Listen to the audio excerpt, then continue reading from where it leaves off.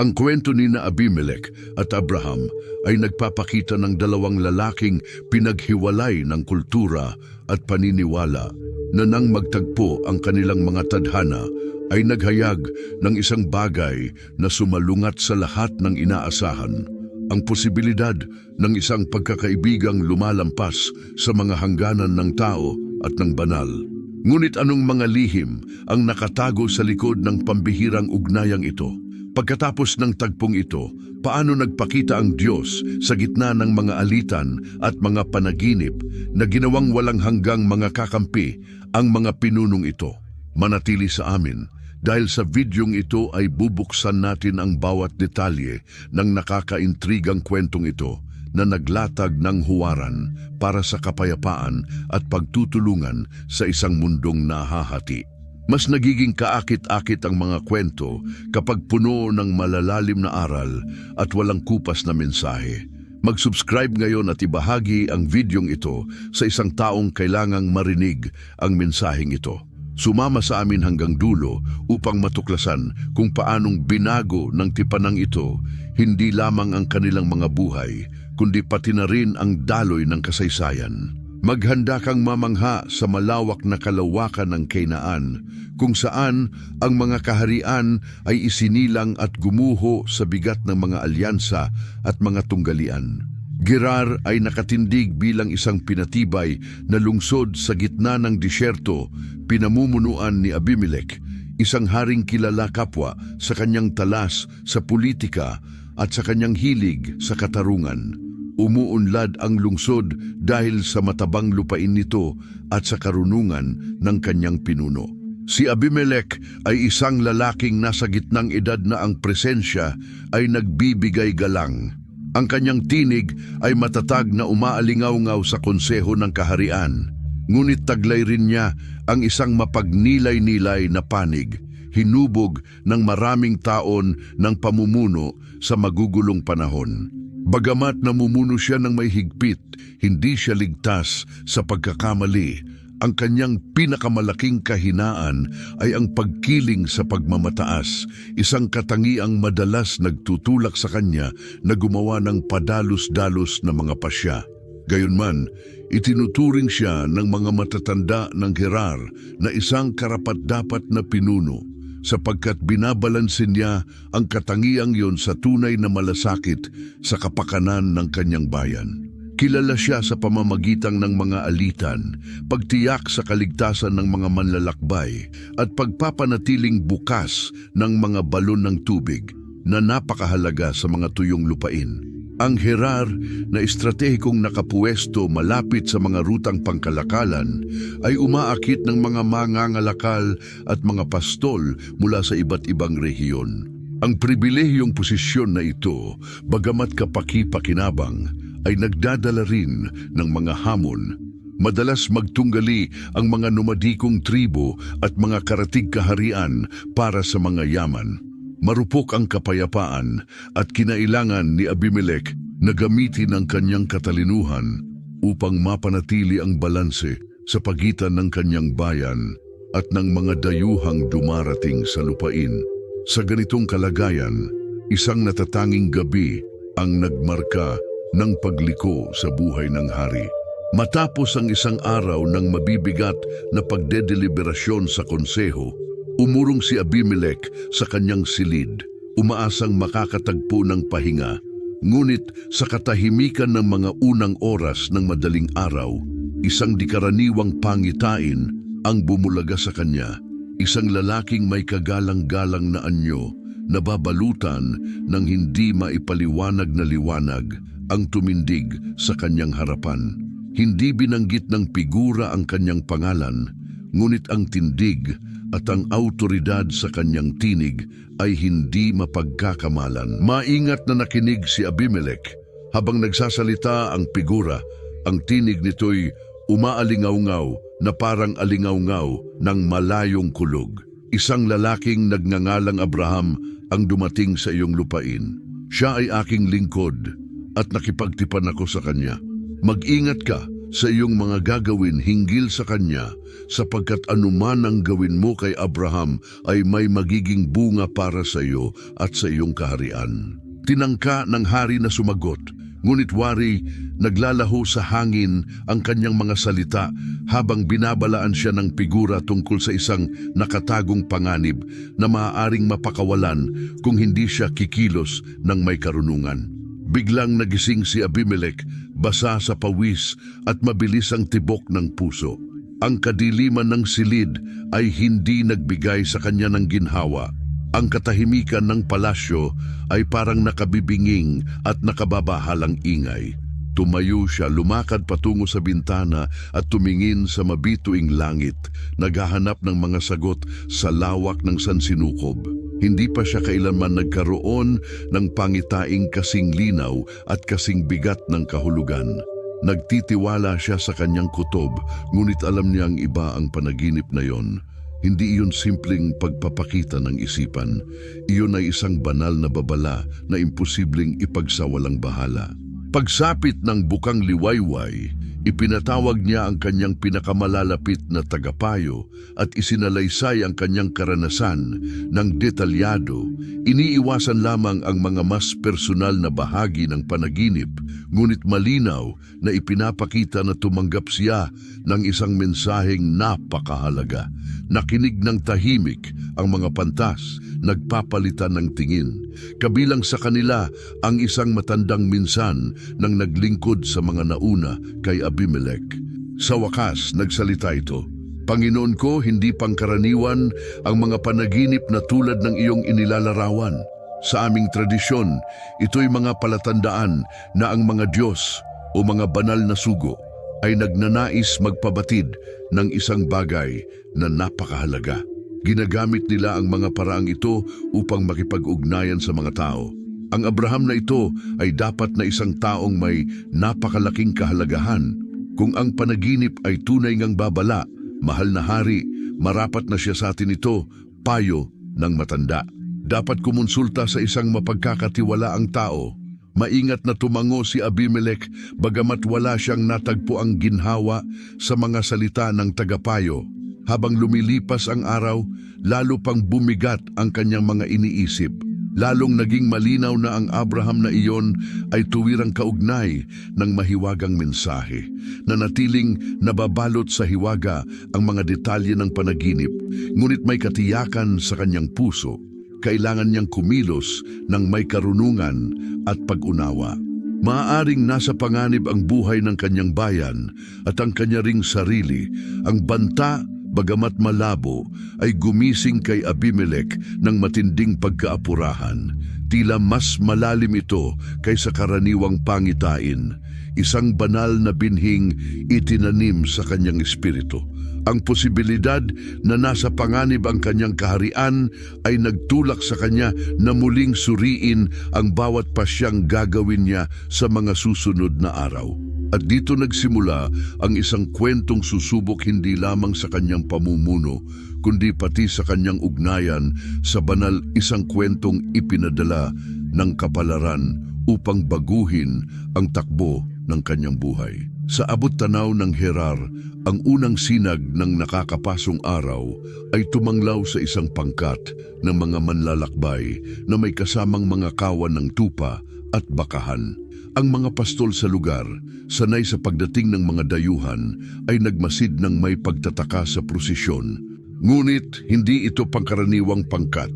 Naglalakad sila ng may disiplinadong tindig, at ang mga babae ay kumikilos na may di pangkaraniwang hinahon at biyaya.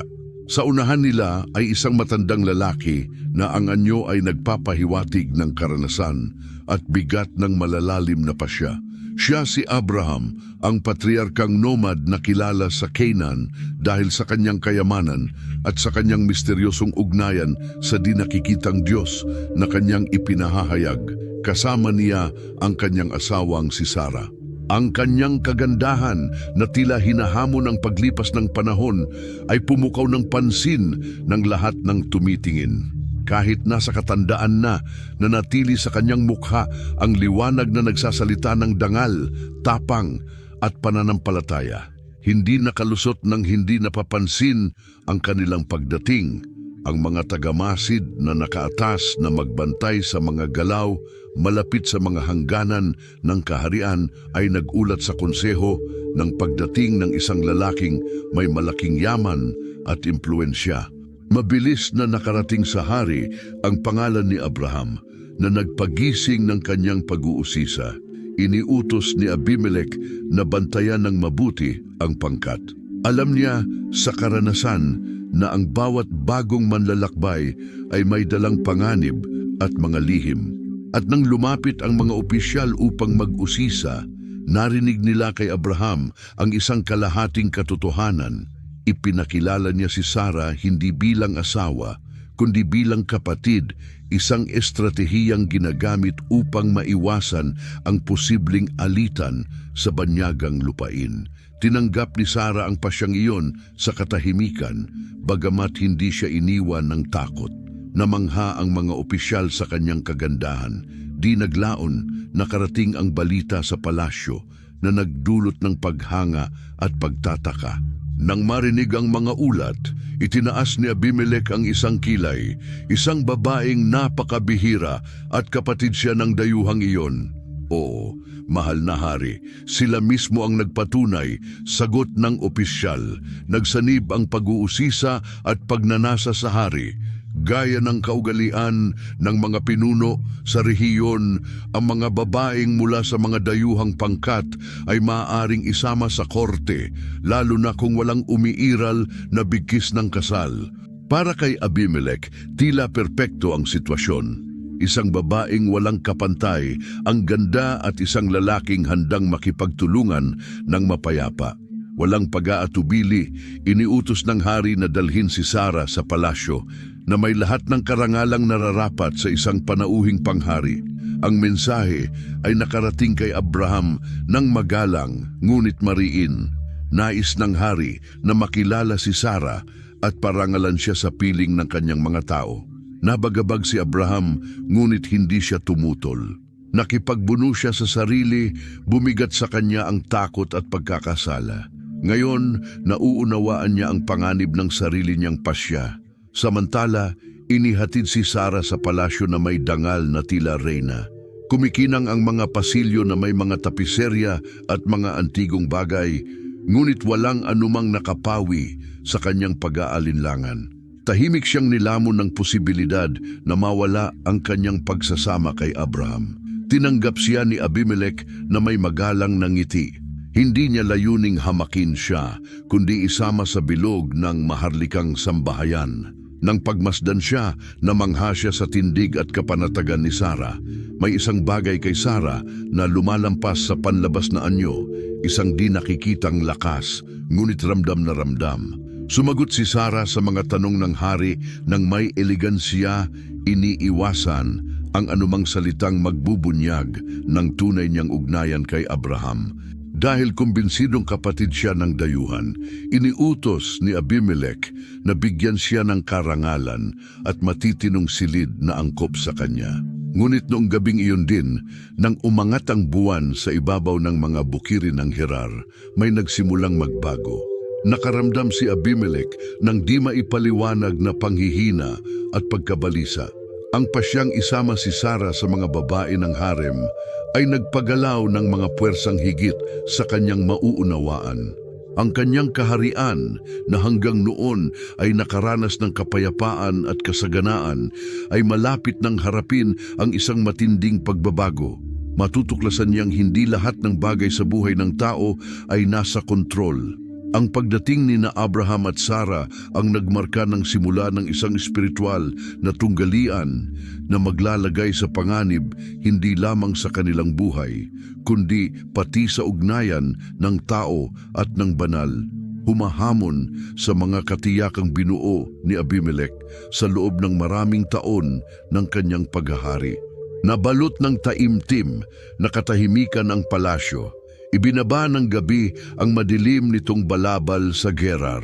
Nagniningning ang mga bituin ng dipangkaraniwan na para bang may ipinahihiwatig na may mangyayaring malaki. Pagod na pagod, nagbalik si Abimelech sa kanyang silid at mahimbing na nakatulog. Ngunit ang pahingang iyon ay hindi magiging tulad ng iba. Sa panaginip natagpuan niya ang sarili sa isang malawak at tigang na kapatagan. Mabigat at tahimik ang kapaligiran, halos nakakasakal. Habang naglalakad siya, naghahanap ng palatandaan, isang makapangyarihang figura ang lumitaw mula sa dilim. Pinuno ng presensya nito ang buong paligid ng di maipaliwanag na awtoridad. Bagamat hindi malinaw ang mukha, malinaw ang tinig, parang malayong kulog. Abimelech, wika ng figura, matatag ngunit hindi marahas. Malapit kang gumawa ng isang napakalubhang pagkakamali. Ang babaeng kinuha mo ay hindi kapatid ni Abraham. Siya ang kanyang asawa. Siya ay sa kanya. At ang iyong mga ginawa ay nagpagising ng aking puot. Bumilis ang tibok ng puso ng hari. May isang kakilakilabot na bagay ang malapit ng mabunyag. Sinubukan niyang sumagot, ngunit naipit ang mga salita sa kanyang lalamunan. Ang iyong kamangmangan ang nagprotekta sa iyo hanggang ngayon. Nagpatuloy ang tinig sa panaginip, ngunit kailangan mong kumilos. Ibalik agad ang asawa ni Abraham sapagkat siya ay isang propeta at ang panalangin niya ang magiging kaligtasan mo. Kung hindi mo ito gagawin, ang iyong sambahayan at ang buong kaharian mo ay magdurusan ng mga kahihinatnan. Lalong tumindi ang pangitain. Nakakita si Abimelech ng mga sulyap ng pagdurusan ng kanyang bayan. Mga balong na tuyo, lupang tigang at isang makapal na dilim na nilalamon ang lahat. Nakadurog ang bigat ng babala. Bago pa siya makapagtanong, biglang nagwakas ang panaginip. Nagising siya na hinihingal. Ang katawan ay nababalot ng malamig na pawis. Mahinang kumikislap ang apoy ng mga lampara at tila hindi matatag ang realidad matapos ang kanyang naranasan. Ilang minuto siyang nanatiling hindi gumagalaw, sinusubukang bawiin ng kanyang paghinga. Hindi iyon karaniwang panaginip. Pagmulat niya, nanatiling malinaw at matindi ang lahat. Bawat salita ay umaalingaw-ngaw sa isip ng hari. Paano iyon naging posible?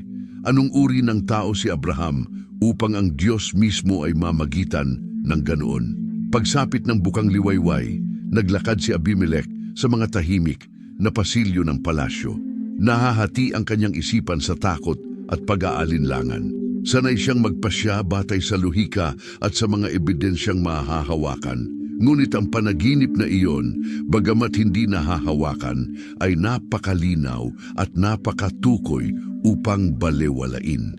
Ang pagtanggap sa babala ay nangangahulugang pag-amin ng pagkakamali, kahit nagawa iyon dahil sa kamangmangan. Nakipagbuno ang kanyang pagmamataas sa ideyang ang isang dayuhan, isang nomad na walang sariling lupain, ay maaring maging napakahalaga sa paningin ng Diyos. Ngunit napakalaki ng banta, nakasalalay ang kapalaran ng buong kaharian. Mas mabigat ang kanyang pananagutan bilang pinuno kaysa sa kanyang ego. Habang lumilipas ang araw, ipinatawag ni Abimelech ang kanyang pinakabeteranong mga tagapayo. Nang hindi inilalantad ang mga masesilang detalye ng panaginip, isinalaysay niya ang mahalaga at hiningi ang kanilang payo.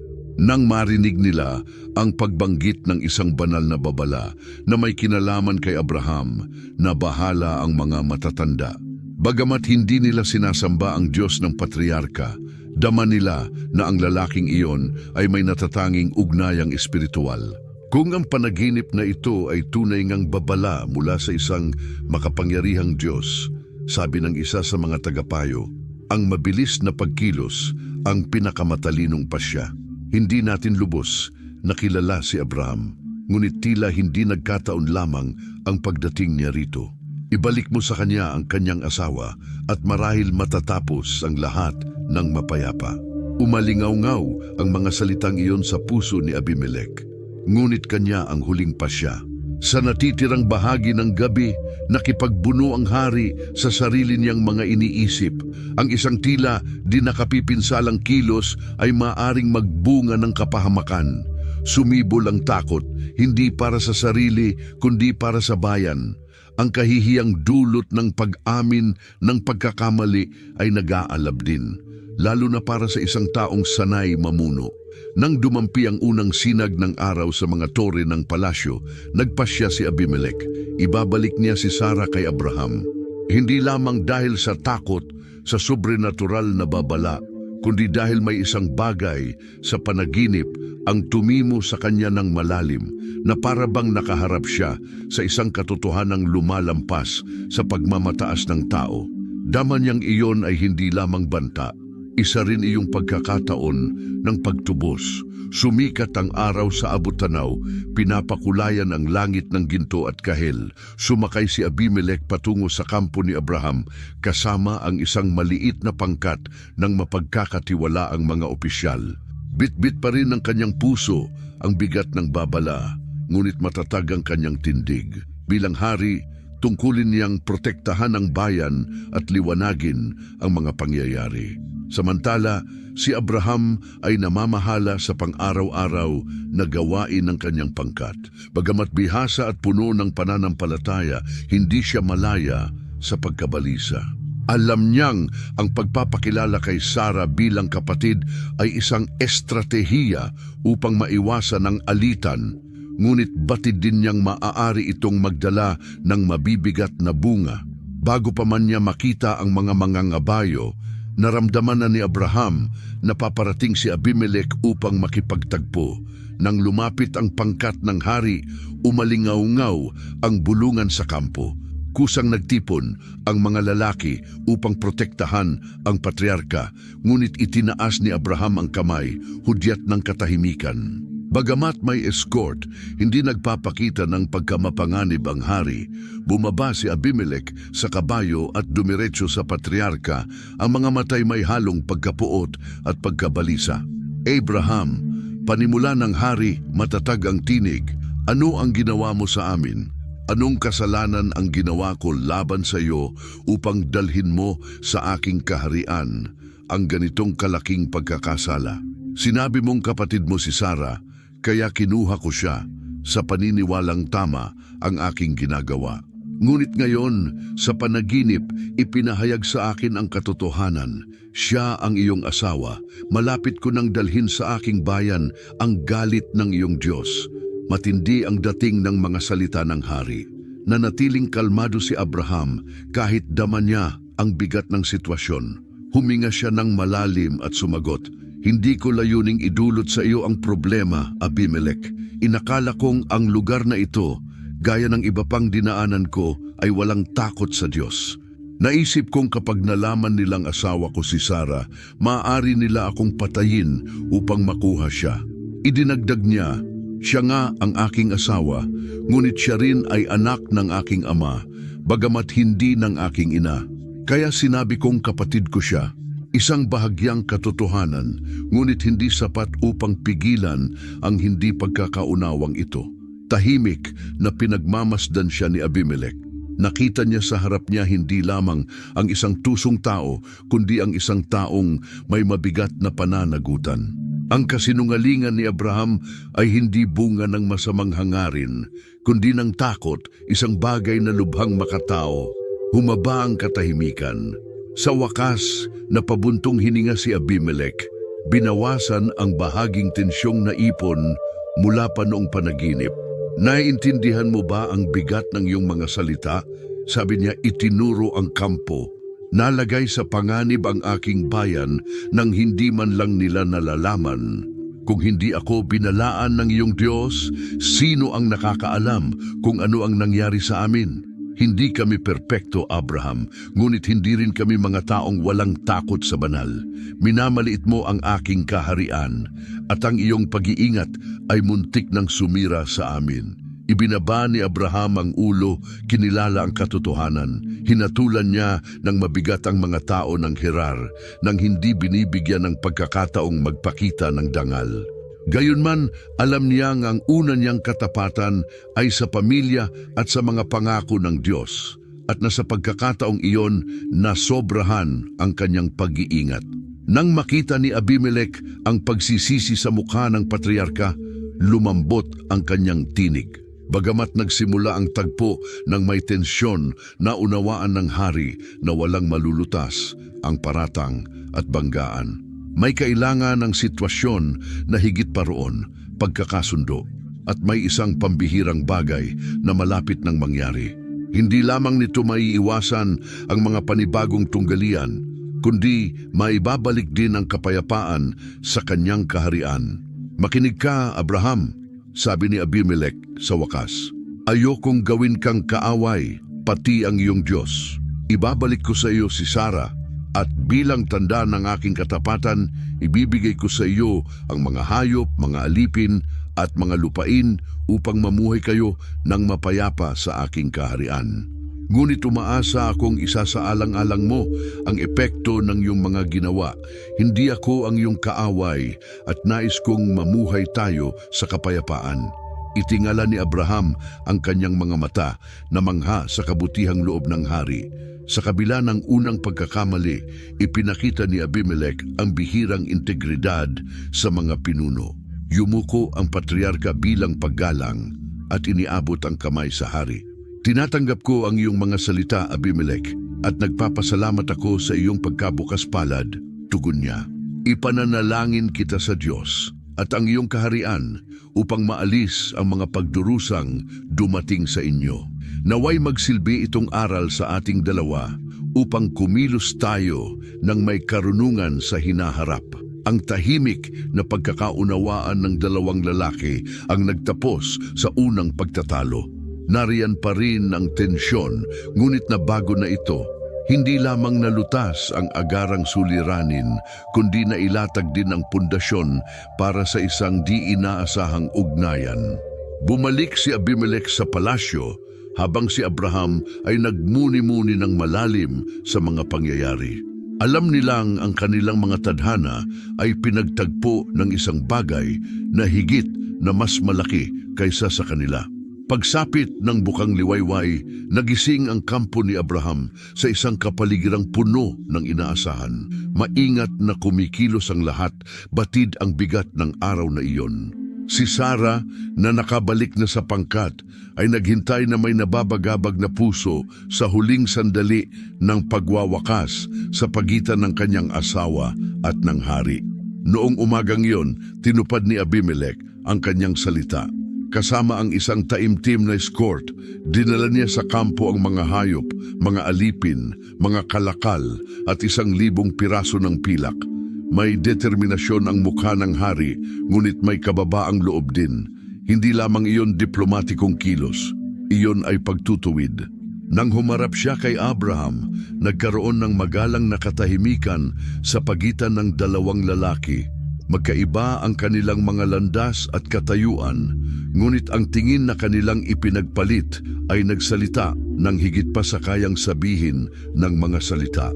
Sa wakas, si Abimelech ang bumasag sa katahimikan. Narito si Sarah, Abraham, sabi niya, itinuturo ang babae na nasa tabi ng mga alipin. Hindi ko lamang siya ibinabalik, dala ko rin ang mga handog na ito bilang tanda ng kapayapaan. Ang mga hayop na ito, ang mga alipin na ito, at ang pilak na ito ay sa iyo. Naway magsilbi silang patutuo sa harap ng lahat na wala akong hangaring saktan ni ikaw man ni ang iyong Diyos. Humakbang si Abraham pasulong, damang-dama ang katapatan ng hari. Nagpapasalamat ako sa iyong ginawa, Abimelech, tugon niya, kalmado at matatag ang tinig. Ang iyong kahandaang ituwid ang nangyari ay nagpapakita ng marangal na puso. Ipananalangin ko sa Panginoon ang tungkol sa iyo at sa iyong bayan upang maalis ang mga pagdurusang naranasan ninyo. Naway maging simula ito ng isang pangmatagalang kapayapaan sa pagitan natin. Tumango ang hari, tinanggap ang mga salitang yon bilang pagpapala. Sa kabila ng tensyong bumalot sa kanilang unang mga pagtatagpo, nagsimulang makita ni Abimelech kay Abraham ang higit pa sa isang nomadikong pinuno. Ang patriarka ay hindi lamang may yaman at autoridad, taglay niya ang isang malalim at tunay na ugnayan sa banal. Noong gabing iyon, matapos bumalik si Abimelech sa palasyo, tinupad ni Abraham ang kanyang pangako. Sa ilalim ng mabituing langit, itinaas niya ang kanyang mga kamay at taimtim na nanalangin para sa sambahayan ng hari, humihingi ng awa ng Diyos, hinihiling ang kagalingan, pagpapanumbalik at kapayapaan. Ang kanyang mga salita ay umaling-aungaw na tila pagsusumamo at pagtubos. Dininig ng Diyos ang panalangin ni Abraham. Ang mga pagdurusang dumapo sa kaharian ay unti-unting naglaho. Tumigil ang pagkabaog ng mga kababaihan, umatras ang mga karamdaman, lumakas ang mga hayop, at maging ang lupang dati nalalanta ay muling namulaklak. Para bang may itim na aninong inangat mula sa Gerar, ibinabalik ang pag-asa sa bayan.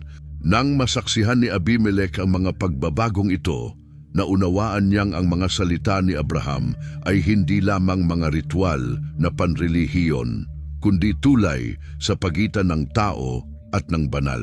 Lalong lumalim ang kanyang paggalang sa patriarka, hindi lamang dahil sa makalangit na pag-ugnay, kundi dahil sa karunungan at pasensyang ipinakita ni Abraham sa buong pangyayari.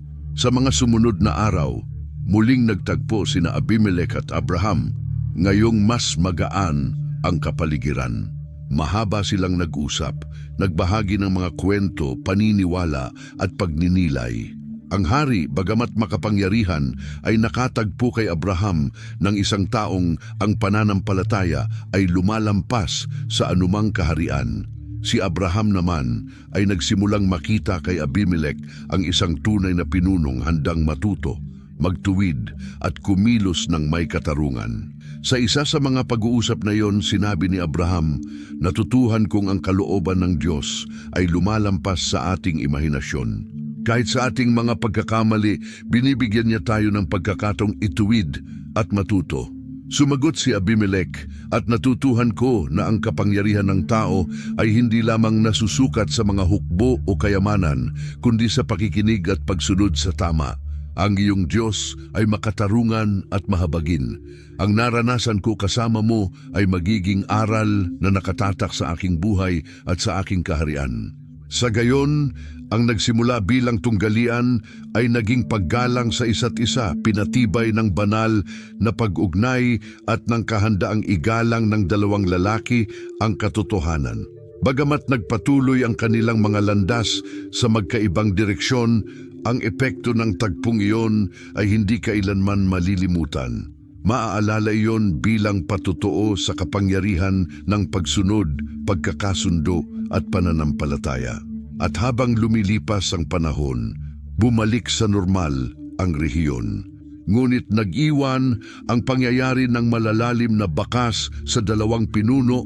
Ang unang takot ay napalitan ng pag-unawa at ang tensyon ay naging pagtitiwala. Dahil sa kanyang katayuan, hindi hayagang ipinakita ni Abimelech ang pagkakaibigan, ngunit mas lalo niyang pinagmamasdan si Abraham ng may lumalaking paghanga. Ang dati tila isang dayuhang numad lamang ay lumitaw na isang pambihirang tao. Naglalaman si Abraham ng pananampalataya, pamumuno, tapang at isang ugnayan sa banal na hindi pa nasaksihan ni Abimelech kailanman. Dahil sa pag-uusisa, nagsimulang magpadala ang hari ng mga sugo sa kampo ng patriarka. Minsan upang panatilihing magalang ang ugnayan, minsan upang humingi ng mga aral. At sa gayon, namulaklak ang paggalang sa katahimikan. Pinag-usapan nila kung paano pinamumunuan ni Abraham ang kanyang pangkat ng may katatagan, ngunit may katarungan din. Siya ay isang taong marunong kung kailan magsalita at kung kailan manahimik. At bagamat madalas siyang magpasya ng mag-isa, ang mga pasyang iyon ay tila laging sinusuportahan ng isang kapangyarihang higit sa kanya. Dinaglaon, napansin ni Abraham ang mga kilos ng paglapit ni Abimelech. Sa una, tila mailap ang mga tao ng hari, sanay magduda sa mga makapangyarihan. Ngunit paglipas ng panahon, nahayag ang katapatan ng monarka at yun ang nagtulak sa patriarka na unti-unting magbukas. Nagsimula silang magbahagi ng mga bahagi ng kanilang buhay at pananampalataya. Sa malalawak na bukirin ng Gerar, naging isang di pangkaraniwang gawi ang mga pagtatagpo nina Abraham at Abimelech. Habang pinapastol ni Abraham ang kanyang mga kawan o sinusuri ang mga balon ng tubig, dumarating ang hari na iilan lamang ang kasama. Iniiwan ng formalidad ng palasyo. Ang mga sandaling ito ay pinupuno ng mahabang pag-uusap kung saan hinahangad ni Abimelech na maunawaan ang pananampalatayang gumagabay sa patriarka. Abraham, sabi ng hari minsan, naglalakad sa tabi niya malapit sa isang bagong hukay na balon. Napapansin ko kung paano mo pinamumunuan ang iyong bayan. Hindi lang sila sumusunod sa iyo, tila nagtitiwala sila sa iyo sa paraang lampas sa nakita ko sa sinumang pinuno. Paano mo nagagawa iyon? Ngumiti si Abraham. Hindi tungkol sa akin ang tanong. Sagot niya ng payapa. Nagtitiwala sa akin ang aking bayan dahil nagtitiwala ako sa kanila. Ang paggabay ko ay hindi lamang mula sa karunungan o karanasan, kundi mula sa pananampalataya sa Panginoon na gumagabay sa aking mga hakbang. Kapag kumikilos ako, alam kong ang kalooban niya ay higit sa akin. Malalim na pinag-isipan ni Abimelech ang mga salitang iyon. Sa buong buhay niya bilang hari, umasa siya sa sariling paghatol at sa kanyang hukbo. Mahirap tanggapin ang ganoong katotohanan. Ngunit may isang bagay sa katiyakan ni Abraham na imposibleng ipagsawalang bahala. Sa isa pang pagkakataon, nakita ng hari si Abraham na nakikipag-ugnayan kay Sarah at sa pamilya. Sa kabila ng pagkakaibang pangkultura, namangha siya sa paggalang, lapit at pagmamahalan nila.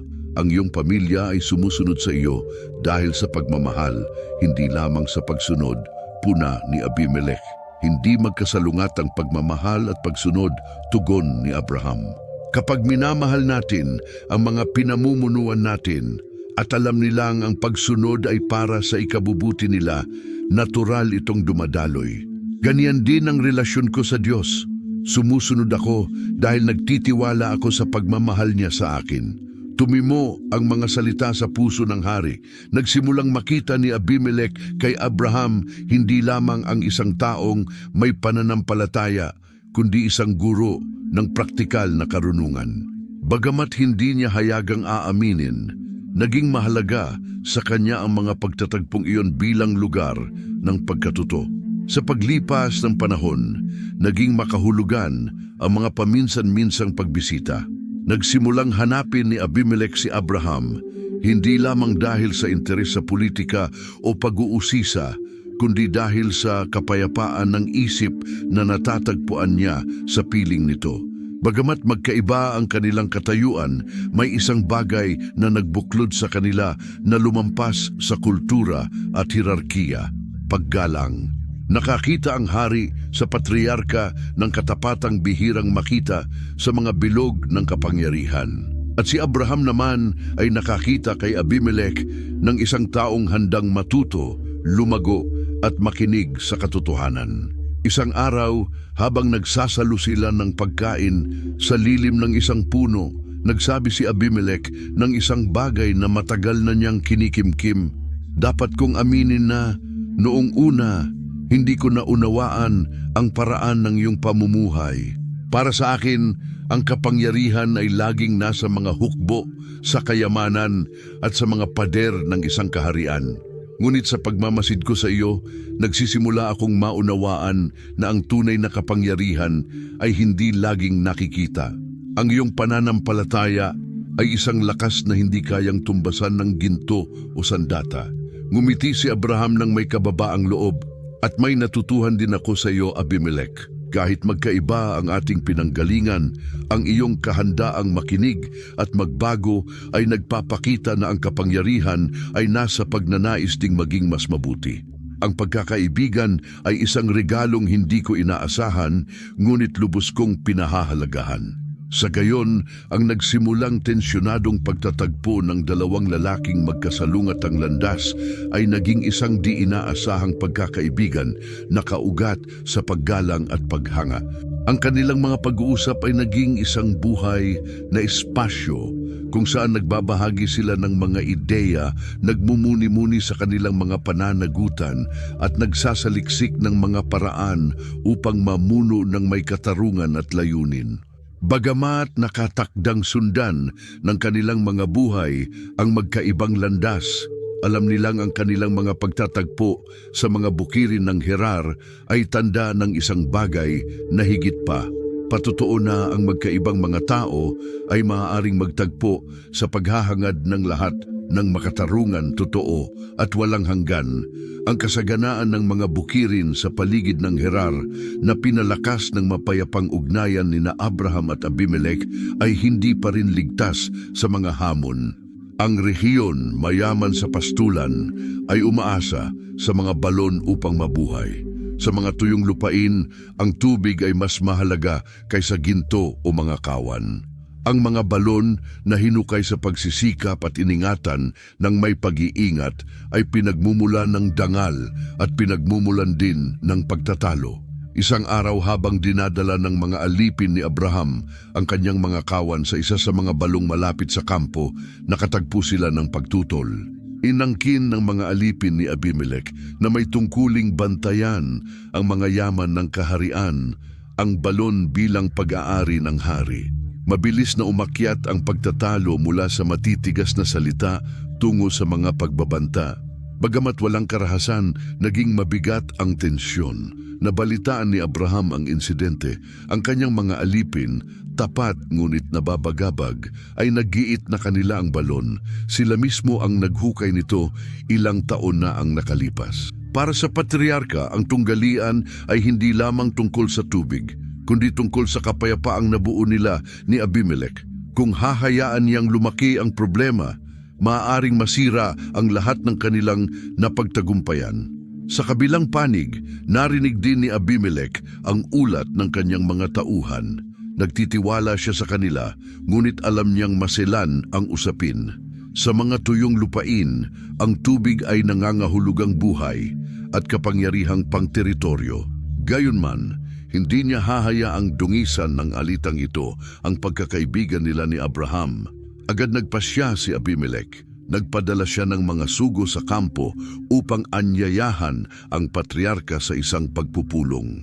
Malinaw ang layunin, hindi upang magparatang o manisi, kundi upang humanap ng makatarungang solusyon na igagalang ang magkabilang panig at mag-iingat sa kapayapaan. Tinanggap ni Abraham na nagtitiwala sa integridad ng hari. Itinakda ang tagpo sa isang neutral na lugar, isang lambak na napapalibutan ng mabababang burol, kung saan karaniwang dinadala ng mga pastol ang mga kawan pagsapit ng dapit hapon. Dumating ang dalawa na may kasamang ilang alipin. Bagamat may tensyon, nanatili ang paggalang na nararapat sa kanilang mga pinuno. Si Abimelech ang unang nagsalita. Kalmado ang kanyang tinig, ngunit matatag. Abraham, nagkaroon tayo ng mga pagkakaiba noon, ngunit lagi tayong nakahanap ng paraan upang lutasin ang mga iyon. Ang alitang ito tungkol sa tubig ay hindi dapat maging iba. Dapat nating marating ang tanging makatarungang wakas. Tumango si Abraham, handang sumagot. Malapit nang masubok ang kanilang pagkakaibigan, maliban sa isang detalye, pagpapatuloy ni Abimelech. Sinasabi ng aking mga alipin na ang balong ito ay pag-aari ng aking kaharian. Ngunit narinig ko ring ang iyong mga tao ang naghukay nito. Nais kong marinig ang iyong panig upang makarating tayo sa isang makatarungang kasunduan. Nagpasalamat si Abraham sa kahandaang hanapin ng hari ang katotohanan at sumagot ng tapat. Ang aking mga tao ang naghukay ng balong iyon, sabi niya. Dumating kami sa lupang ito sa pamamagitan ng masipag na paggawa na walang hangaring kunin ang hindi amin. Gayunman, nauunawaan kong ang lapit ng balon sa iyong lupain ay maaaring magdulot ng kalituhan. Ayokong maging dahilan ito ng ating pagkakahati. Handa akong humanap ng solusyong kapakipakinabang sa atin pareho. Ang katapatan ni Abraham ay nagpagaan sa tensyon sa hangin. Humanga si Abimelech sa saloobin ng patriarka at nagmungkahi ng solusyon.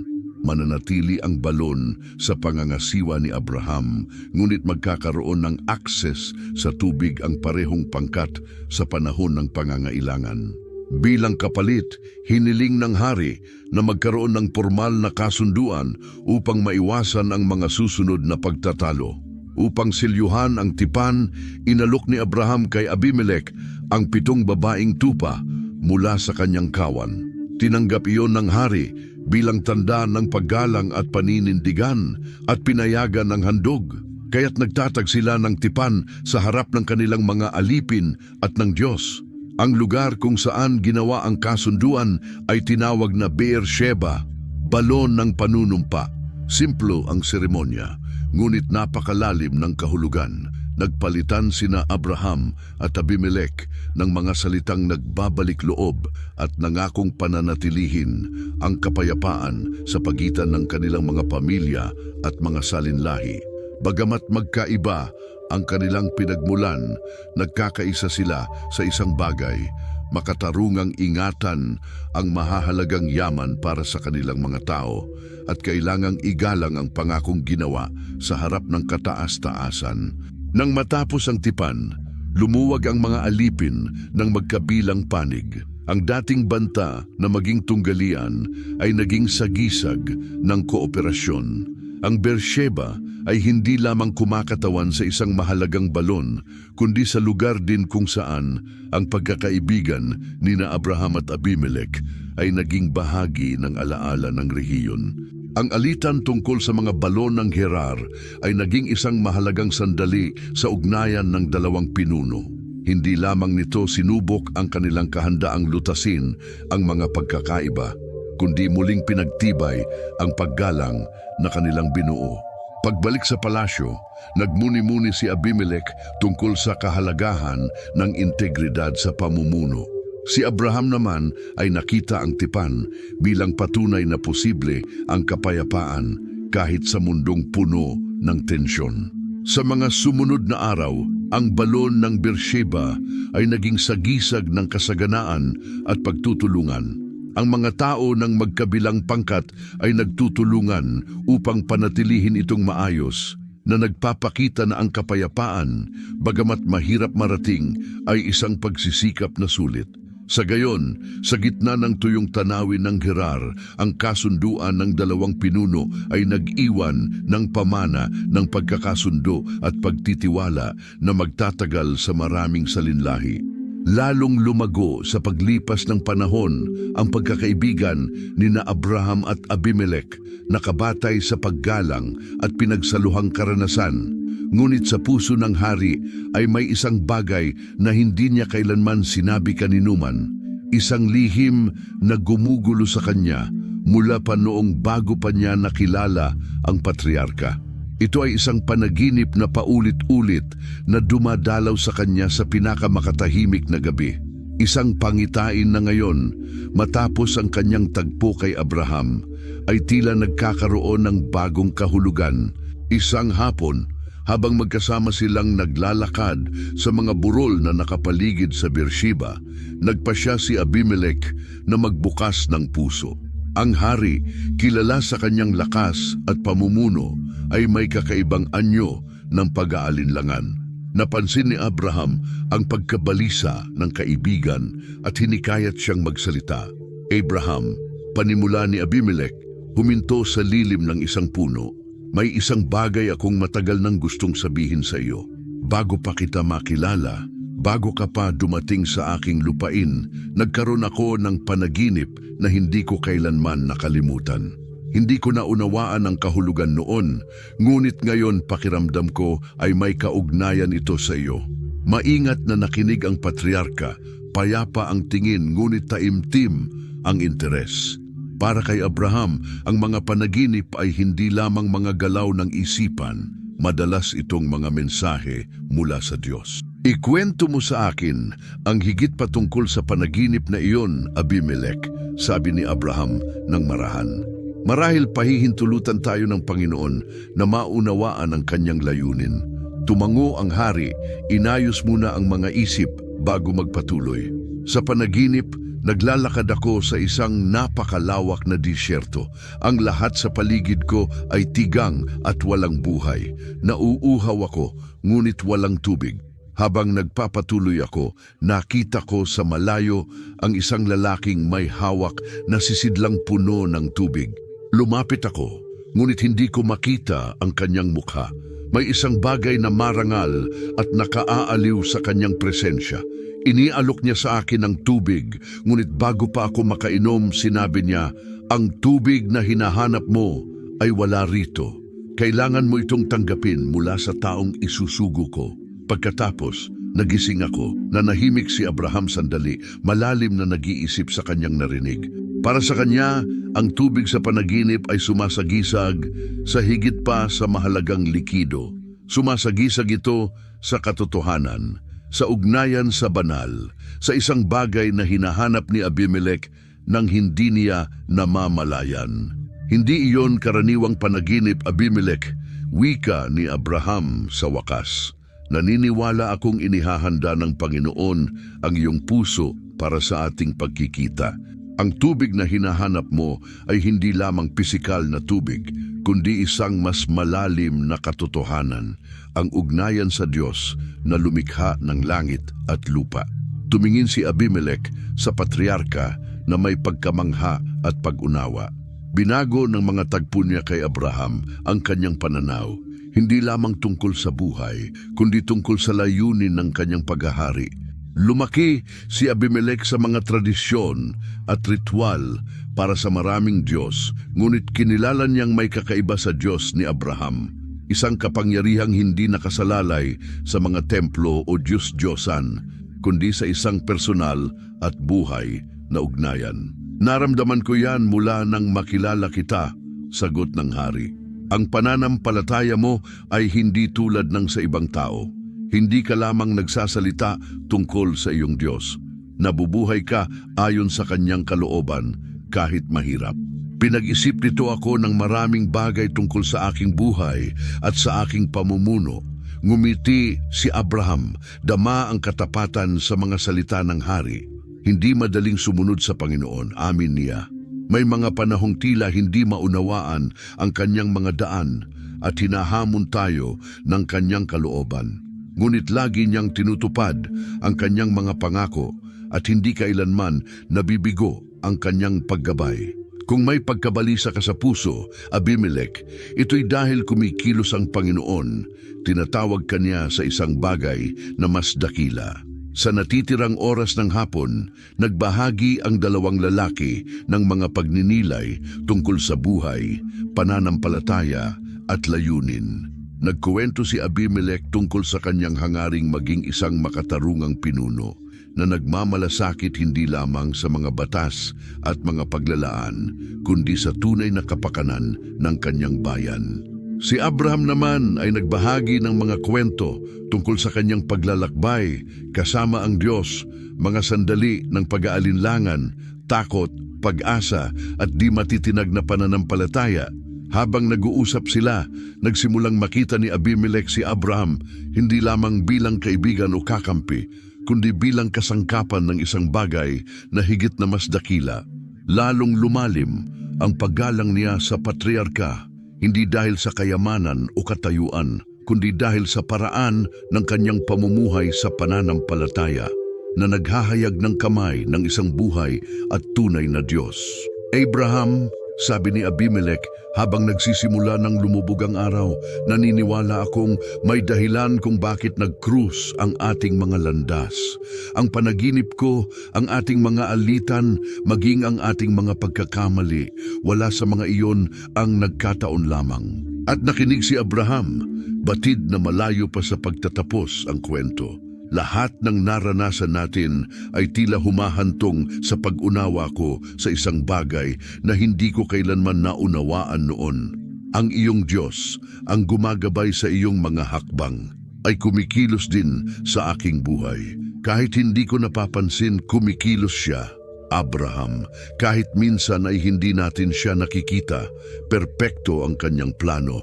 Tugon ni Abimelech. Lagi siyang may paraan upang ihayag ito sa tamang oras. Kapwa sila bumalik sa kampo. Alam nilang ang pag-uusap na iyon ay lalo pang nagpalalim ng kanilang ugnayan. Para kay Abimelech, ang panaginip na matagal nang gumugulo sa kanya ay nagkaroon na ng malinaw na layunin. Inihanda siya upang makatagpo kay Abraham ng isang huwaran ng pananampalataya at pamumuno. Para kay Abraham, ang pagbubunyag ng panaginip ay kumpirmasyon na kumikilos ang Panginoon sa puso ng mga taong hindi man lamang siya tuwirang nakikilala. Noong gabing iyon, habang kapwa sila nagmumuni-muni sa katahimikan, isang natatanging kapayapaan ang bumalot sa kanilang dalawa. Higit pa sa mga salita ang kanilang naibahagi. Kinilala nila na sa kabila ng kanilang pagkakaiba, ang kanilang mga buhay ay nakaugnay sa isang mas dakilang katotohanan na patuloy na gagabay sa kanila sa mga darating na araw. Ang kaharian ng Gerar, gayunman, ay nasa isang sangandaan. Ang mga langit na dati nagbubuhos ng ulan sa matabang bukirin ay nanatiling nakasara. Ang mga pananim, matigas ang pagkakatuyo, ay nalalanta sa ilalim ng walang awang araw at nagsisimula ng matuyo ang mga balon. Hindi lamang ang mga bukirin ang apektado ng tagtuyot, kundi pati ang lagay ng loob ng mga tao. Lumalago ang tensyon sa mga nayon at sa korte. Pinagtatalunan ng mga kasapi ng konseho kung paano haharapin ang krisis na pinalalala pa ng mga hamong pampulitika mula sa mga karatig na nomadikong tribo na. Nang mapansin ang kahinaan ng Gerar, ay nagsimulang mag-angkin ng mga lupang malapit sa mga hangganan. Ang balanseng napapanatili ni Abimelech sa loob ng maraming taon ay nagsimulang manginig. Bagamat mahusay siyang pinuno, unti-unting sinakmal siya ng bigat ng sitwasyon. Isang gabi, habang nagmumuni-muni siya sa kanyang silid, bumalik sa isip niya si Abraham. Naalala niya ang kapayapaang dinala ng patriarka noong tunggalian tungkol kay Sara at kung paanong ang pag-ugnay ng Diyos nito ang nagpagaling sa kanyang bayan. Ang alaalang iyon ang nagtulak kay Abimelech na karaniwang umaasa lamang sa sariling yaman na muling suriin ang kanyang tindig. Pagsapit ng bukang liwayway, nagpadala ang hari ng isang sugo sa kampo ni Abraham, humihiling ng pagpupulong. Si Abraham, laging handang makinig, ay tinanggap ang paanyaya at agad humarap kay Abimelech. Tinanggap siya ng hari sa pangunahing bulwagan ng palasyo at ang kanyang mukha ay nagpapakita ng pagod na naipon sa mga nakaraang linggo. Ang aking kaharian ay dumaraan sa mabibigat na panahon. Panimula ni Abimelech, seryoso ang tinig. Ang tagtuyot ay nagdala ng gutom at mga alitan laban sa mga karatig na tribo. Binabantaan nila ang ating katatagan. Naghahanap ako ng mga solusyon, ngunit tila walang gumagana. Naalala ko kung paano namagitan ng iyong Diyos nang harapin ko ang usapin tungkol kay Sara. Ngayon, hinihiling ko na ipanalangin mo ako at ang aking kaharian upang ipakita sa amin ng Panginoon ang kanyang awa. Tumango si Abraham. Ang bigat ng tagtuyot at ng mga tensyong pampulitika ay hindi munting bagay, kundi mga palatandaan na may mas malaki pang nagaganap. Batid ang kahalagahan ng sandaling iyon, humiling siya ng panahon upang manalangin at hanapin ang paggabay ng Panginoon. Umatras si Abraham sa isang tahimik na lugar malapit sa kampo. Doon, lumuhod siya, hinanap ang presensya ng Diyos at nakayuko ang mukha, itinaas ang tinig sa langit. Panginoon, ikaw na gumagabay sa puso ng tao at humahawak sa buong sangnilikha sa iyong mga kamay, dinggin ang aking pagsusumamo. Si Abimelech ay kumilos ng may katarungan at kinilala ang iyong kapangyarihan. Ngayon, nasa panganib ang kanyang kaharian at lumapit siya sa akin upang humingi ng tulong. Hindi dahil sa aking mga karapatan, kundi dahil sa iyong awa, hinihiling ko na magdala ka ng ulan sa kanyang lupain at kapayapaan sa kanyang bayan. Ipakita mo sa lahat na ikaw ang iisang tunay na Diyos, makapangyarihang magligtas, at sa lahat ng iyong mga daan ay ikaw ay makatarungan. Nagpatuloy ang panalangin ni Abraham, bawat salita'y puno ng kababaang loob at pagtitiwala sa soberanya ng Diyos.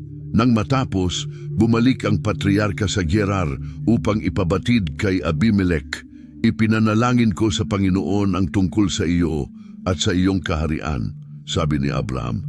"Nagtitiwala akong didinggin niya ang iyong pagdaing. Dumating ang kumpirmasyon sa nakamamanghang paraan." Noong gabing iyon din, nagsimulang mabuo ang mga ulap sa langit, madilim at mabigat na parang panibagong pangako. Itinaas ng mga taga-Gerar ang kanilang mga mata sa pagkamangha, sapagkat ilang buwan na silang hindi nakakakita ng anumang senyales ng ulan. Pagsapit ng umaga, ang marahang ambon ay naging isang malakas na buhos ng ulan na nagbasa sa tuyong bukirin, nagpuno sa mga balon at nagbalik ng buhay sa lupa. Nagbago ang kalooban ng mga tao, humupa ang mga tensyon at tumigil ang mga alitan sa hangganan habang nasaksihan ng mga karatig na tribo ang bagong kasaganaan at iniwan ang mga tangkang samantalahin ang sitwasyon. Ang kaharian na muntik ng lamunin ng kawalang pag-asa ay muling nabawi ang katatagan. Bilang saksi sa milagrosong pangyayaring ito, ipinatawag ni Abimelech si Abraham. "Salamat, Abraham," sabi ng hari, emosyonado. "Dinigin ng iyong Diyos ang iyong panalangin. Nakiusap ka para sa amin at nakita naming muli ang kanyang kapangyarihan. Ang aking lungsod at ako ay nagpapasalamat hindi lamang sa ulan, kundi sa kapayapaang naitatag." Si Abraham, sa kanyang likas na kababaang loob, ay sumagot, "Hindi dahil sa akin nangyari ito, Abimelech, kundi dahil sa Panginoon. Siya ang duminig sa iyong pagdaing at nagpakita ng kanyang awa. Naway maging paalala ang ulang ito ng kanyang kapangyarihan at kabutihan." Bilang tanda ng pasasalamat at pagkilala, iminungkahi ni Abimelech na muling pagtibayin ang tipan na ginawa nila sa Beersheba. Hindi na iyon magiging kasunduan lamang tungkol sa mga balon, kundi isang pangako ng pagtutulungan sa panahon ng pangangailangan. Alam nilang ang kanilang ugnayan ay hindi bunga ng pagkakataon, kundi bahagi ng mas dakilang plano.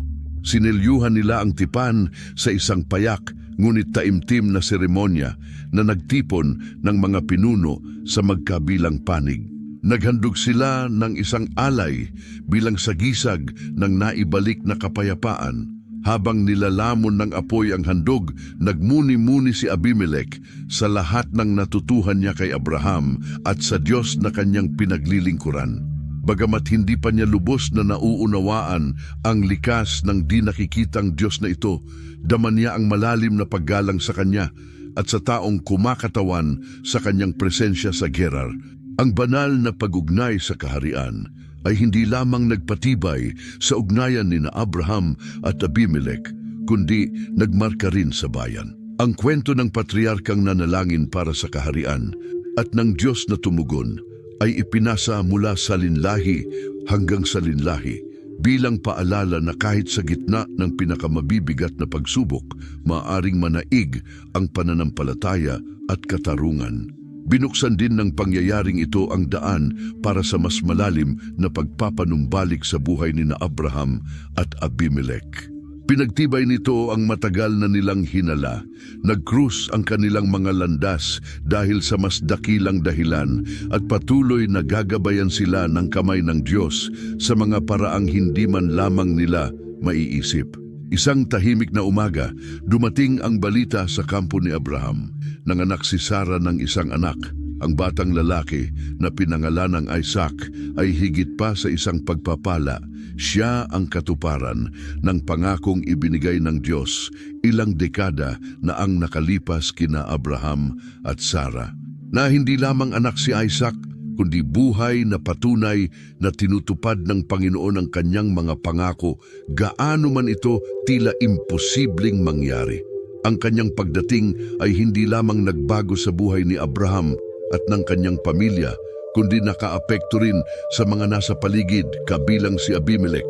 Nang marinig ng hari ang balita, hindi niya maiwasang magnilay sa pananampalataya ni Abraham at sa kung paanong tapat sa kanyang salita ang di nakikitang Diyos ng patriarka. Nagpasya si Abimelech na dalawin si Abraham upang personal na batiin siya. Nagdala siya ng mga regalo upang ipagdiwang ang kapanganakan ng bata at kasama ang ilang lalaki at tagapayo. Dumating sa kampo kung saan siya ay mainit na tinanggap. Para kay Abraham, ang hari ng Gerar ay hindi na lamang isang kakampi, kundi isang kaibigan. Nang makita ni Abimelech si Sarah na karga ang sanggol, hindi niya napigilang maging emosyonal. Abraham, ang batang ito ay higit pa sa isang anak para sa iyo at sa iyong pamilya. Sabi ng hari, bahagyang yumuko bilang tanda ng paggalang. Siya ay paalala sa ating lahat na ang Diyos na iyong sinusunod ay tapat at makapangyarihan. Ang pagsilang ni Isaac ay isang buhay na patotoo na ang mga pangakong ginagawa niya ay natutupad kahit tila imposibleng mangyari. Si Abraham na antig sa pagbisita at sa mga salita ng hari ay sumagot, "Totoo yan, kaibigan ko. Si Sarah at ako ay naghintay sa sandaling ito sa pagitan ng mga pag-aalinlangan at mga takot. Ngunit ipinakita sa amin ng Panginoon na perpekto ang kanyang panahon. Si Isaac ang patunay ng kanyang katapatan at kaya ang kahulugan ng kanyang pangalan ay tawa. Puno ng kagalakan ang kapaligiran sa kampo, habang ang mga lalaki at babae ni Abraham ay nagsalo sa tuwa ng di malilimutang araw na iyon. Ikinukwento nila ang mga pangyayari at umaawit, ipinagdiriwang ang himala ng kapanganakan ni Isaac. Si Abimelech, bagamat sanay sa karangyaan ng kanyang palasyo, ay nakadama ng ginhawa sa gitna ng komunidad na iyon na pinag-uugnay ng pananampalataya at pasasalamat. Maya-maya, habang magkasama sina Abraham at Abimelech na naglalakad malapit sa mga pastulan, ibinahagi ng hari ang kanyang pinakamalalalim na pagninilay.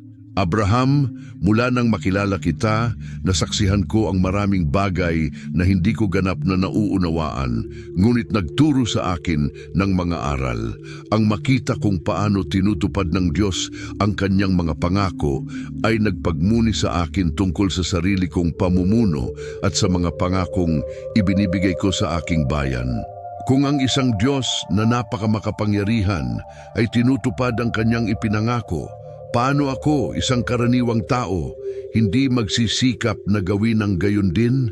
Maingat na nakinig si Abraham, napansin ang tunay na hangarin ng hari na maging isang makatarungang pinuno. Iyan ang itinuturo sa atin ng Panginoon sa pamamagitan ng pananampalataya. Tugon niya, hindi tayo perpekto, ngunit kapag sinisikap nating kumilos ng may integridad at katarungan, nag-iiwan tayo ng pamana na lumalampas sa ating buhay. Pinatunayan mong ikaw ay isang haring pinahahalagahan ang katotohanan at kapayapaan. At dahil dito, ikaw ay karapat-dapat. Ngumiti si Abimelech, nagpapasalamat sa mga salita ng kaibigan. Sa panahong kanilang pinagsaluhan, natutunan niyang igalang ng malalim ang karunungan ni Abraham. Hindi lamang bilang taong may pananampalataya, kundi bilang pinunong gumagabay sa kanyang bayan ng may pagmamahal at pag-aalay. Bago siya umalis, nagpasya si Abimelech na magbahagi ng ilang payo kay Abraham, mga salitang hinubog ng kanyang karanasan bilang hari at ng sarili niyang pagninilay. Abraham, bagamat magkaiba ang ating mga buhay, naniniwala akong may mga universal na katotohanang dapat tandaan ng bawat pinuno. Una, ang pamumuno ay hindi nangangahulugang ipilit ang sarili, kundi maglingkod. Dapat pangalagaan ng pinuno ang kanyang bayan, tulad ng pagpapastol ng isang pastol sa kanyang kawan. Tinitiyak na mayroon sila ng kailangan upang umunlad. Tumango si Abraham, kinikilala ang katotohanan sa mga salita ng hari. Ikalawa, pagpapatuloy ni Abimelech. Huwag kailanman maliitin ang kapangyarihan ng mga pangako. Bawat salitang binibigkas natin ay may bigat, at ang pagtupad dito ay nagpapalakas hindi lamang ng ating reputasyon, kundi pati ng tiwala ng mga sumusunod sa atin. At ikatlo, tandaan na ang pinakamahalagang pamana ay hindi kayamanan o kapangyarihan, kundi katarungan at kabutihan. Ang mga halagang ito ang nananatili sa puso ng mga susunod na salinlahi. Si Abraham, na antig sa katapatan ng hari, ay sumagot, "Matalino ang iyong mga salita, kaibigan ko, at iingatan ko ang mga ito ng may pagtingin. Si Isaac ay tanda ng bagong yugto sa aking buhay, at ipinakita sa akin ng Panginoon na ang pamumuno ay hindi lamang para sa ngayon, kundi para sa hinaharap. Gagawin ko ang lahat ng aking makakaya upang gabayan ang aking anak sa landas ng pananampalataya at katarungan." Nang magpaalam si Abimelech, kapwa nila alam na ang kanilang ugnayan ay umabot sa mas malalim na antas. Ang kapanganakan ni Isaac ay hindi lamang muling nagpatibay sa pananampalataya ni Abraham, kundi nagbigay rin kay Abimelech ng inspirasyong magnilay tungkol sa sarili niyang buhay at pamumuno. Kahit magpatuloy man ang kanilang mga landas sa magkaibang direksyon, ang ugnayan sa pagitan nila ay naging patotoo sa kapangyarihan ng pananampalataya, pagkakaibigan at paggalang sa isa't isa. Pagbalik sa kanyang kaharian, puno ng pasasalamat ang puso ni Abimelech. Nagsimula siyang makita kay Abraham hindi lamang bilang kaibigan, kundi bilang isang buhay na halimbawa kung paanong ang pananampalataya sa isang bagay na mas dakila ay kayang magbago ng buhay at mag-iwan ng pangmatagalang bakas. Para kay Abraham, ang mga salita ni Abimelech ay paalala na ang kanyang misyon ay hindi lamang pamunuan ang kanyang pamilya, kundi maging ilaw din sa mga taong nasa paligid niya. Hindi pinahina ng panahon ang pagkakaibigan ni na Abraham at Abimelech. Ang kanilang mga pagtatagpo na dati formal ay lalo pang tumibay at napalitan ng isang ugnayang hinubog ng pagtitiwala sa isa't isa, at ng pagkilalang ang kanilang mga buhay ay pinagdugtong ng isang mas dakilang layunin. Gayunman, alam nilang ang kanilang mga araw ay may hangganan at maaaring hindi na alalahanin ng mga susunod na salinlahi ang mga tipang sinilyuhan nila ng may kaparehong paggalang. Kaya't nagpasya silang muling pagtibayin ang kanilang tipan sa Beersheba upang mag-iwan ng pamana na lalampas sa kanilang sariling buhay. Isang umaga, nagpadala si Abimelech ng mensahe kay Abraham na nagmumungkahi ng panibagong pagkikita sa Beersheba, ang lugar na naging saksi sa kanilang unang tipan. Malinaw ang layunin, muling pagtibayin ang pangako ng kapayapaan at pagtutulungan sa pagitan ng kanilang mga bayan at mag-iwan ng walang hanggang alaala ng kanilang nakamit ng magkasama. Si Abraham, laging handang panatilihin ang pagkakaisa, ay agad na sumang-ayon. Dumating ang araw ng pagkikita at napuno ng galaw ang Beersheba. Inihanda ng mga tao ng 2 pinuno ang lugar, nagtayo ng isang altar at inayos ang lahat ng may solemnidad at pag-asa. Bagamat magkaiba sa kultura at kaugalian, nagkakaisa sila sa iisang layunin: tiyaking magtatagal ang kapayapaan sa maraming salinlahi. Nang magkita sina Abraham at Abimelech, halata ang paggalang sa isa't isa. Sa harap ng kanilang mga tao, binalikan nila ang mahahalagang sandali ng kanilang ugnayan, ang mga unang alitan, ang mapayapang pagresolba, at ang mga banal na pag-ugnay na gumabay sa kanilang mga hakbang. Nagsalita si Abraham ng matatag at payapa. Ang tipang ito ay hindi lamang para sa atin, kundi para sa ating mga salinlahi. Naway maalala nila na ang kapayapaan ay hindi nakakamit sa lakas, kundi sa katarungan at sa pagsunod sa isang mas mataas na kapangyarihan. Ipinapangako ko na igagalang ng aking angkan ang kasunduang ito at mamumuhay ng may pagkakaisa kasama ng iyong bayan. Tumango si Abimelech na antig, ipinapangako ko rin iyan. Naway maging saksi ang Beersheba sa ating tipan. Patunay na posible ang kapayapaan sa pagitan ng mga tao kapag hinahanap ito ng may katapatan at paggalang. Naway ang Panginoon na gumabay sa atin hanggang dito ang maging saksi sa kasunduang ito. Sinilyuhan nila ang pagpapanibago ng tipan sa pamamagitan ng isang handog sa altar. Habang nilalamon ng apoy ang alay, nanalangin sina Abraham at Abimelech, bawat isa sa sarili nilang paraan, ngunit iisa ang layunin, hilingin ang pagpapala ng Diyos sa kanilang tipan at sa kanilang mga salinlahi. Pagkatapos ng seremonya, naupo ang dalawang pinuno sa lilim ng isang puno at nagbahagi ng kanilang mga pagninilay. Sinabi ni Abimelech, "Sa buong panahon ng ating ugnayan, natutuhan ko na ang pagsunod sa Diyos ay hindi madali. Bilang hari, sanay akong mag-utos at tahakin ang sarili kong landas. Ngunit ipinakita sa akin ng iyong buhay na ang tunay na lakas ay nasa pagpapasakop sa isang mas mataas na kalooban. Ito ay isang gawa ng kababaang loob na parehong nagpapalaya at nagpapalakas." Sumagot si Abraham na may banayad ng ngiti, "At itinuro mo sa akin na ang katarungan ang pundasyon ng pangmatagalang pamumuno.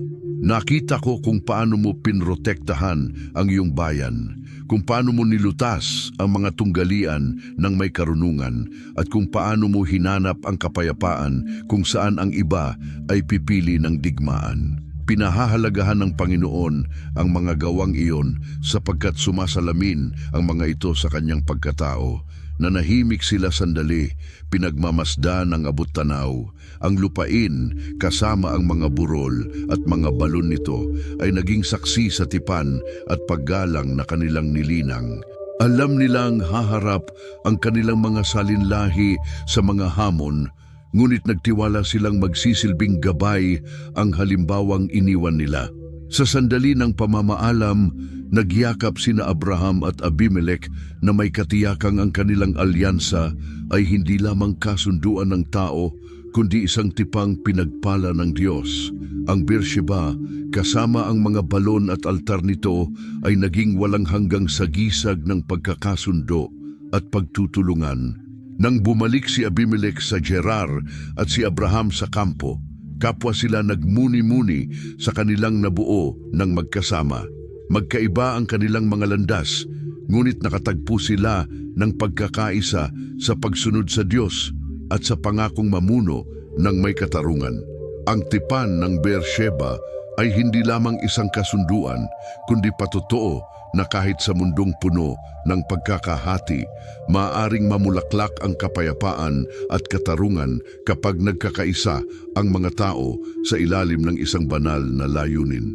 Sa paglipas ng mga taon, ang alyansa ni Abraham at Abimelech ay hindi lamang nagdala ng katatagan sa kanilang mga lungsod, kundi nagtakda rin ng isang huwaran sa isang rehiyong hitik sa mga alitan. Ang pagkakaibigan ng dalawang pinunong ito na magkaiba sa kultura at katayuan ay naging buhay na halimbawa kung paano manaig ang kapayapaan kapag ang katarungan, pagsunod sa Diyos at paggalang sa isa't isa ang inilalagay sa ibabaw ng mga pagkakaiba. Ang rehiyon ng Gerar na dati ikilala sa mga pagtatalo sa yaman at lupa ay naging lugar kung saan iginalang sa loob ng maraming salinlahi ang mga hangganan sa pagitan ng nasasakupan nina Abraham at Abimelech. Ang mga lumaki sa ilalim ng tipang ito ay natutong ang mga tunay na kasunduan ay pinananatili ng integridad. Hindi lamang ito mga salita, kundi mga pangakong kayang magbago ng takbo ng kasaysayan. Ang mga alipin ng dalawang pinuno na noong unay nabuhay sa tensyon ay natutong magsama at magtulungan. Ang mga kwento ng pagkakaibigan ni Abraham at Abimelech ay ikinukwento sa paligid ng mga siga at sa mga pagpupulong ng mga nayon, bilang paalala na kahit ang pinakamalalalim na alitan ay maaring malutas kapag kumilos ng may pananampalataya at katarungan. Ang lugar kung saan muling pinagtibay ang tipan ay naging sagisag ng katarungan at pag-asa. Ang mga balon na dating pinagmumulan ng pagtatalo ay nanatiling bukas para sa lahat, nagsisilbing buhay na patotoo ng pagtutulungan ng dalawang lalaking piniling lumakad ng magkasama sa ilalim ng paggabay ng Diyos. Nag-iwan ang ugnayan ni Abraham at Abimelech ng pamana na hindi lamang pampolitika, kundi espiritual din. Ipinakita ng kanilang pagkakaibigan na ang pananampalataya sa Diyos ay hindi hadlang sa pagitan ng mga kultura at mga tao, kundi tulay na kayang magbuklod ng mga puso. Si Abimelech, na noong unay tinitingnan si Abraham bilang isang dayuhang may di kilalang kaugalian at paniniwala, ay nagtapos sa malalim na paggalang sa kanyang pananampalataya. Si Abraham naman ay natutong kaya ring kumilos ng Diyos sa pamamagitan ng mga taong hindi siya ganap na nakikilala. Ang kanilang ugnayan ay nagpaalala sa kanya na ang katarungan at kabutihan ay hindi eksklusibo sa kanyang bayan, kundi matatagpuan sa sinumang taos-pusong naghahanap ng katotohanan. Kapwa nila sa pagsunod sa Diyos sa mahahalagang sandali ng kanilang buhay ay binago ang maaaring maging pagkapuot tungo sa alyansa. Isang alyansang hindi lamang nag-ingat sa kanilang mga salinlahi, kundi nagsilbing patotoo sa mundo tungkol sa kapangyarihan ng pananampalataya. Nanalangin si Abraham para kay Abimelech. Si Abimelech naman na may kababaang loob ay kumilala sa soberanya ng Diyos ng patriarka. Sa gayon, ipinakita nilang kayang pag-isahin ng pananampalataya ang lahat kahit kung saan tila nakatakdang maghiwa-hiwalay. Ang alyansa ni na Abraham at Abimelech ay hindi lamang lumampas sa mga hadlang na pangkultura at pampolitika. Ipinakita nitong ang mga pagkakaiba ay hindi balakid sa paghahangad ng mas dakilang layunin. Si Abraham, isang nomad na ginagabayan ng mga banal na pangako, at si Abimelech, isang hari na may mga responsibilidad sa lupa, ay nakatagpo sa kanilang pagkakaibigan ng isang karaniwang lupain na nagbigay daan upang magtulungan sila. Ang tipang kanilang sinilyuhan ay hindi lamang praktikal na kasunduan, kundi paalala na ang tunay na kapayapaan ay itinatayo sa pundasyon ng paggalang sa isa't isa at ng kahandaang makinig at matuto. Ang kanilang mga buhay, bagamat magkaiba, ay pinag-isa ng paniniwalang ang pamumuno ng may katarungan ay isang tungkulin at ang pagkilala sa kamay ng Diyos sa pang-araw-araw na pangyayari ay mahalaga upang umunlad. Sa paglipas ng panahon, umabot ang impluwensya ni na Abraham at Abimelech lampas sa kanilang mga araw. Inalala ng kanilang mga salinlahi ang kanilang pagkakaibigan bilang huwarang dapat tularan, isang halimbawa kung paano kayang lampasan ng mga alyansa ang mga pagkakahati at pagpalain ang buong rehiyon. Sa mga huling taon ng buhay, madalas maglakad si Abraham sa mga bukiri ng Beersheba. Inaalala ang kanyang mga pagtatagpo kay Abimelech. Tinitingnan niya ang mga balon at ang altar na nagmamarka sa lugar ng tipan at nagmumuni-muni sa katapatan ng Diyos. Alam niyang ang pagkakaibigang kanilang binuo ay hindi gawa ng pagkakataon, kundi isa pang bahagi ng banal na plano na gumagabay sa kanyang kasaysayan. Mula sa palasyo sa Gerar, kinakausap ni Abimelech ang kanyang mga anak at mga tagapayo tungkol sa kahalagahan ng pagkilos ng may integridad at paghahanap ng kapayapaan. Pinapaalala niya sa kanila na bagamat may kapangyarihan ang mga pinuno na magpasya sa kapalaran ng kanilang bayan, ang pagsunod sa kung ano ang makatarungan at totoo ang siyang bumubuo ng pangmatagalang pamana. Ang kwento ni na Abraham at Abimelech ay hindi lamang kwento ng dalawang lalaking nakahanap ng daan upang mamuhay ng mapayapa. Isa rin itong patuloy na paalala na ang mga tipang ginagabayan ng pananampalataya, katarungan at paggalang ay kayang lampasan ang anumang balakid. Ipinapakita ng salaysay na ito na bagamat magkaiba ang mga kultura at kalagayan, ang pagnanais na parangalan ng Diyos at hanapin ang kapakanan ng kapwa ay kayang pag-isahin kahit ang pinakamagkakaiba. Kaya't nanatili ang tipan ng Beersheba bilang sagisag ng pagkakasundo, isang alingawngaw ng kapangyarihang nagbabago ng pananampalataya at pagsunod, at patutuong kapag ang tao ay lumalakad sa ilalim ng banal na paggabay, maging ang pinakamahirap na tunggalian ay nagiging pagkakataong bumuo ng isang bagay na walang hanggan. Salamat sa pagsama sa amin sa kamanghamanghang salaysay na ito tungkol sa nakatagong lihim ni Abimelech at sa kanyang nakakagulat na pagkakaibigan kay Abraham, isang kwento na nagpapakita kung paano kayang lampasan ng pananampalataya, pagsunod at paggalang ang anumang hadlang at mag-iwan ng walang hanggang pamana ng kapayapaan at pagkakasundo. Kung nagustuhan mo ang nilalamang ito, inaanyayahan ka naming mag-subscribe at i-activate ang notification bell ng aming channel para wala kang ma-miss. Abangan ang aming mga susunod na kwento at ibahagi ang video na ito sa mga kaibigan at pamilya. Gusto naming mabasa ang iyong mga ideya, pagninilay o komento.